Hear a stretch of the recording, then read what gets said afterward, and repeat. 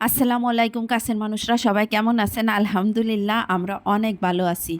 এই গরম, এই বৃষ্টি, এত গরম পড়ছে, আবহাওয়া এতটা খারাপ যে সবারই জ্বর, ঠান্ডা, কাশি হচ্ছে।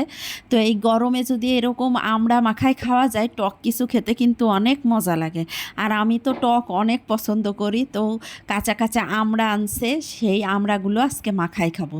তো আমড়াগুলো প্রথমে ভালো করে ছুলে নিচ্ছি, ছুলার পরে পরিষ্কার করে ধুয়ে নেব। ধুয়ে তারপরে বটি দিয়ে চিকুন চিকুন করে কেটে নিলাম, কেটে এবার লবণ দিলাম আর কিছু গুঁড়ো মরিচ দিলাম, দিয়ে এবার ভালো করে হাত দিয়ে মাখায় তারপরে খেলাম। আমার কাছে এরকম কাঁচা কাঁচা আমড়া ভাল লাগে, আর পাকা আমড়াগুলো রান্না করে টক রান্না করে খাইতে ভাল লাগে।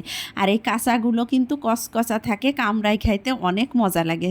তো দুপুরের রোদে আজকে আমড়া মাখায় খাইলাম, সেই স্বাদ, অনেক মজা লাগলো। আপনারা অবশ্যই যারা টক পছন্দ করেন, এখন আমড়ার সিজন, বাজারে অনেক আমড়া পাওয়া যাচ্ছে, আমড়া এনে এভাবে মাখাই খাবেন, গরমে দেখবেন অনেক ভাল লাগবে। আর জ্বর ঠান্ডা কাশি থাকলে তো অবশ্যই খাবেন, আরও বেশি ভাল লাগবে, মুখে রুচে ফিরে আসবে। এবার দুপুরের রান্নায় চলে গেলাম। দুপুরে আজকে কচুরমুখী দিয়ে শুধু রুই মাছ ভুনা করব, আর কালকের কিছু তরকারি ফ্রিজে আছে সেটা বের করব। তো রুই মাছ দিয়ে কচুরমুখী কিন্তু অনেক মজার একটা তরকারি, আমাদের তো অনেক পছন্দের। আমরা প্রায় এই কচুরমুখীর সিজনে কচুরমুখী দিয়ে তরকারি খাই, আমার অনেক পছন্দ কচুরমুখীটা।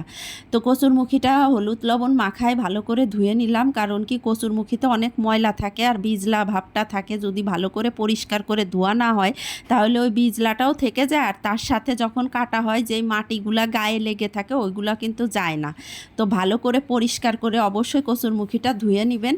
ধোয়ার পরে আমি মাছ ভুনা করতে চলে আসলাম। আজকে মাছটা ভাজবো না, কষাই রান্না করব। তো মশলা সব কিছু দিয়ে মশলাটা কষাইলাম, সাথে মাছটাও কষাইলাম। এবার মাছটা উঠায় রেখে কচুরমুখীটা কষাই নেব ভালো করে। এই কষানোতেই কচুরমুখীটা মোটামুটি 70% সেদ্ধ হয়ে যাবে, আর যতটুকু বাকি থাকবে কষানোর পরে ঝোলের পানি দেব, তখন সেদ্ধ হয়ে যাবে। আর এর মধ্যে দিছি আমি পেঁয়াজ, দিছি সামান্য একটু রসুন বাটা, জিরার গুঁড়া, মরিচের গুঁড়া, হলুদের গুঁড়া, বেশি কোনো মশলাই দিইনি। দেখেন ঝোলটা দেখলেই বুঝবেন একেবারে পাতলা ঝোল, বেশি মশলা দিইনি, কারণ তাজা সবজি আর তাজা মাছ দিয়ে রান্না করলে বেশি মশলা দিলে কিন্তু সবজি আর মাছের স্বাদটাই আমার কাছে মনে হয় যে থাকে না। সামান্য মশলা দিয়ে রান্না করলে তরকারিটা খেতে অনেক মজা লাগে।